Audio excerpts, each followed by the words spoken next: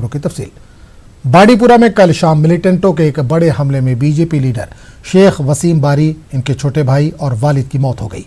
High security zone में हुए इस हमले को लेकर पुलिस ने अपनी चूक तस्लीम की है। पुलिस का कहना है कि इन्होंने इस हमले में मुलविस मिलिटेंटों की शिनाख्त कर ली है और जल्द ही इनको इनके अंजाम तक पहुंचाया जाएगा। पेश है बांडीपुरा से सईद की रिपोर्ट।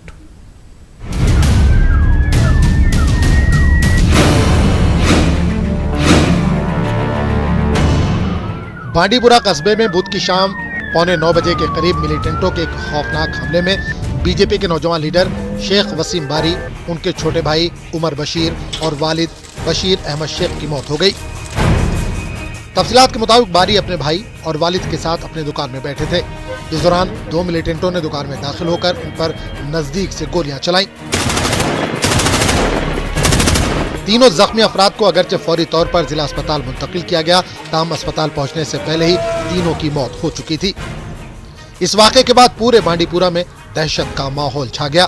पूरे कस्बे में सिक्योरिटी को मजीद सख्त कर दिया गया। उधर मुल्क भर से मुख्तलिफ सियासी लीडरान के साथ साथ मुकामी सियासी पार्टियों ने भी इस हमले की शदीद मजम्मत की। उधर दिन भर सिविल इंतजामिया के साथ साथ बीजेपी और दीगर सियासी पार्टियों से वाबस्ता लीडरान ने शेख वसीम के घर पहुंचकर लवाकिन के साथ इजहार ताज़ियत किया। घिनौना वाली हरकत की गई है, इस पे काफी आक्रोश है पूरे हिंदुस्तान भारत के अंदर, पूरे जनशक्ति जितने भी मिले हुए हैं। और इस तरीके से हत्या की जाती है यहाँ के नागरिकों की। हम इस बात को लेकर पूरी निंदा करते हैं इस शर्मनाक हरकत को।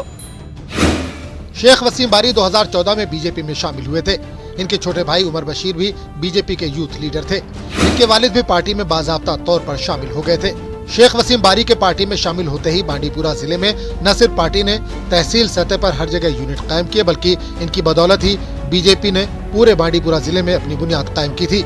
शेख वसीम बारी बांडीपुरा में बीजेपी के पहले जिला सदर थे। ताहम कुछ अरसा कबल ही इन्हें पार्टी ने डिपार्टमेंट ऑफ ट्रेनिंग का इंचार्ज मुकर्रर किया था। बीजेपी में इनके सरगर्म रोल की वजह से ही पार्टी की आला क़यादत इनसे काफी खुश थी। पार्टी ने इन्हें नई जिम्मेदारियां सौंपी थी। उधर इस हमले को लेकर आईजीपी कश्मीर विजय कुमार का कहना था कि हमला एक मंसूबाबंद तरीके पर किया गया है। आईजीपी के मुताबिक शेख वसीम बारी को भरपूर सिक्योरिटी फराहम की गई थी। अभी जब यहाँ आए हैं तो मौका का मुआयना किए हैं, सीसीटीवी फुटेज पूरा डिटेल में देखे, ऑफिसर से बात किए और देखने के बाद ये लगता है कि ये प्री प्लान अटैक है। और कल जब शाम में 7:45 बजे जो वसीम वार साहब अपने रिलेटिव के यहाँ से घर वापस आए तो पहले घर में ऊपर गए, उसके बाद दुकान पर आए। उनके पीएसओ सारे अपने रूम में चले गए। जिस टाइम दुकान में आए उस टाइम उनका भाई था, उनके फादर भी वहाँ पे थे। और मिलिटेंट एक आया, पिस्टल से बहुत क्लोज रेंज से फायर किया, जिसमें तीनों आदमी को वाइटल पार्ट यानी सर में गोली लगा है। उनको हॉस्पिटल ले गया, रास्ते में उनका डेथ हो गया। इस हमले को लेकर पुलिस ने अपनी चूक तस्लीम की है। आईजीपी कश्मीर का कहना था कि शेख वसीम की हिफाजत के लिए 10 पीएसओ तैनात थे। ड्यूटी में लापरवाही बरतने के इल्जाम में तमाम 10 एहलकारों को मुअत्तल करने के अलावा इन्हें गिरफ्तार भी कर लिया गया है। बहुत जल्द इन्हें अपनी नौकरियों से बर्खास्त भी किया जाएगा। बांडीपुरा में जाए वारदात का दौरा करने के बाद मीडिया से बात करते हुए आईजीपी का कहना था कि इस हमले में लश्कर तोयबा से वाबस्ता एक मुकामी मिलिटेंट आबिद और एक पाकिस्तानी मिलिटेंट मुलविस है। इन्होंने कहा कि बहुत जल्द इनको इनके अंजाम तक पहुंचा दिया जाएगा। यहाँ ये बात काबिल जिक्र है कि शेख वसीम बारी का मकान और दफ्तर पुलिस स्टेशन से सिर्फ चंद गज की दूरी पर है। इसके इर्द गिर्द फौज के कैंप वाक़ होने के अलावा सीआरपीएफ का कैंप, पुलिस लाइंस और एसएसपी का ऑफिस भी मौजूद है। और ये मिलिटेंट को हम आइडेंटिफाई कर लिए हैं। ये लश्कर तोयबा का ग्रुप के मिलिटेंट है, उसमें एक पाकिस्तानी मिलिटेंट है, एक लोकल मिलिटेंट है जिसका नाम आबिद है। हम लोग जनरेट कर रहे हैं, बहुत जल्दी इस मिलिटेंट को पुलिस, आर्मी, सीआरपी मिलके इसको न्यूट्रलाइज कर लेगी। कि सिक्योरिटी में कोई कमी नहीं थी। 2 सिक्योरिटी विंग से था, डिस्ट्रिक्ट पुलिस से 8 था, टोटल 10 सिपाही थे। उस टाइम में उनके घर में 8 सिपाही था, जो मोर देन इनफ होता है। अगर 2 पीएसओ भी उनके साथ रहता तो शायद ये लोग मिलिटेंट को मार लेता। तो ये हमारे साइड से, हमारे जवान से चूक हुई है, इसके लिए हम लोग कार्रवाई कर रहे हैं। एसपी साहब ने कल 10 को सस्पेंड कर दिया है, उसको हम लोग सर्विस से डिसमिस कर रहे हैं और ऑलरेडी अरेस्ट हो गया है। इस हमले का एक दर्दनाक पहलू ये भी है कि पिछले साल ही शेख वसीम बारी की वालदा एक सड़क हादसे में फौत हो गई थी। अब इसी खानदान में मजीद 3 अफराद की मौत हो गई। ऐसे में अब इस घर में सिर्फ शेख वसीम की जमासाल बहन और उनकी बेवा, इनके छोटे बच्चे हैं। इन हादसे के बाद वो मुसीबत के पहाड़ के तले दब कर रह गए हैं। न्यूज़ 18 उर्दू के लिए बांडीपुरा से सईद की रिपोर्ट।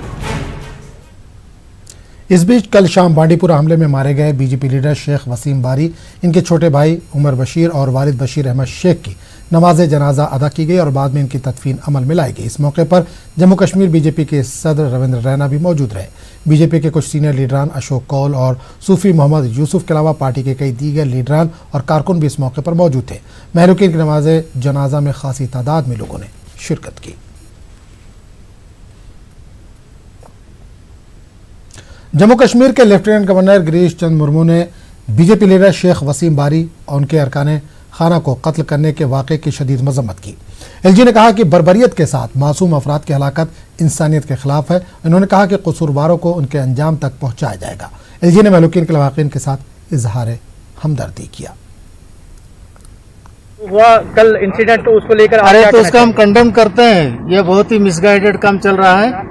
इस तरह का जघन्य अपराध को तो हम लोग माफ नहीं कर सकते हैं। हम ये चाहेंगे कि लोग इसको समझे और इस गंभीर बाबत है और मेरा संवेदना है पूरा फैमिली के साथ।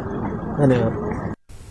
बीजेपी जम्मू कश्मीर के सदर रविंद्र रैना ने बांडीपुरा में पार्टी लीडर और उनके अहले खाना पर हमले की सख्त अल्फाज में मजम्मत की। इनका कहना है कि बारी एक सच्चे हिंदुस्तानी थे। इन्होंने इसे पाकिस्तानी हिमायत याफ्ता मिलिटेंटों का बुज़दिलाना हमला करार दिया। रैना ने कहा कि मुलविस अफराद को बख्शा नहीं जाएगा।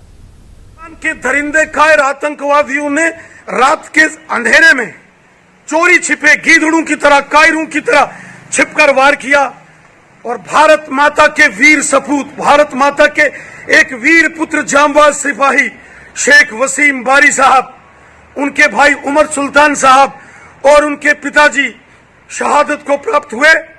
शेख वसीम बारी साहब एक सच्चे हिंदुस्तानी थे। उनका परिवार एक हिंदुस्तानी परिवार था जिन्होंने हमेशा कश्मीर घाटी में तिरंगा झंडा बुलंद रखा। शेख वसीम बारी साहब, उनके भाई उमर सुल्तान साहब और उनके पिताजी ने जीवन की अंतिम सांस तक भारत माता की सेवा की। पूरा देश शहीद वसीम बारी साहब, उमर सुल्तान साहब और उनके पिताजी को सलूट करता है, सलाम करता है। उनके देशभक्ति के जज्बे को, उनकी हुब्बे वतनी को, उनकी वतन परस्ती को, उनके देश प्रेम को, उन्होंने पाकिस्तानियों को हमेशा सामने से चैलेंज दिया और हमेशा भारत माता का तिरंगा झंडा बुलंद रखा। पाकिस्तानियों ने बहुत बड़ा अपराध, बहुत बड़ा गुनाह, बहुत बड़ा पाप किया है। इसकी भारी कीमत पाकिस्तान को, आतंकवादियों को और अलगाववादियों को चुकानी पड़ेगी। चुन चुनकर इन पाकिस्तानी दरिंदों को मौत के घाट उतारेंगे। ये शहादत व्यर्थ नहीं जाएगी। पाकिस्तान को और अलगाववादियों को इसकी भारी कीमत अदा करनी पड़ेगी। नेशनल कॉन्फ्रेंस के सूबाई सदर देवेंद्र सिंह राणा ने बीजेपी लीडर वसीम बारी, इनके भाई और वालिद के कत्ल की मजम्मत की। न्यूज़ 18 से बात करते हुए देवेंद्र सिंह ने कहा कि सिक्योरिटी फोर्सेज और तमाम लोगों को मिलकर दहशतगर्दी के खिलाफ लड़ाई लड़नी चाहिए। बहुत ही दुखदायक घटना है, निंदनीय घटना है। आतंक की सभ्य समाज में कोई जगह नहीं है। आतंक के खिलाफ सबको मिलकर लड़ाई जीतनी पड़ेगी और आतंक को उखाड़ के फेंकना पड़ेगा। हिंसा किसी भी किस्म की हो, वो सिर्फ दर्द ही दर्द देती है। इस नौजवान भाजपा के नेता की मौत एक बार फिर हमें एक घिनौने सच की तरफ ले जाती है कि आतंक का जो रूप है उसके खिलाफ अभी लड़ाई जारी रखने की ज़रूरत है। कुछ दिनों से ये वारदात हो रही हैं। मैं समझता हूँ कि सिक्योरिटी एजेंसीज़ को और सबको सतर्क होकर देखना पड़ेगा कि कहाँ क्या हो रहा है और उसके खिलाफ लड़ाई लड़नी पड़ेगी। अपनी पार्टी के सीनियर लीडर गुलाम हसन मीर ने बांडीपुरा हमले की मजम्मत की। इनका कहना था कि सियासी अफराद आम लोगों के बका के लिए होते हैं। इन्होंने कहा कि इस तरह के हमलों का कोई जवाब नहीं है। एक पॉलिटिकल वर्कर, उसका एक फेथ होता है, एक मिशन होता है। He is always at the back and call of the people, किसी भी पार्टी से हो, उसका अपना एक तरीक़ेकार होता है। और इनको ये अनआर्म्ड होते हैं, ये कोई आर्म्ड फोर्स नहीं होता है।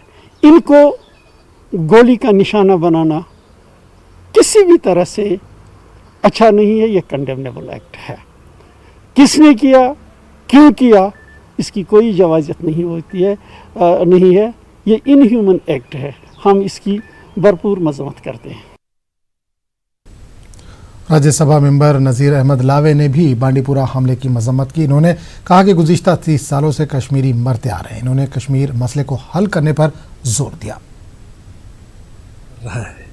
आज जो पॉलिटिकल यहाँ पर हमारे जो डेमोक्रेटिक कंट्री है, इस डेमोक्रेटिक कंट्री में हर एक इंसान को अपना अपनी व्यू पॉइंट रखने का हक है, चाहे किसी भी पार्टी के साथ हो।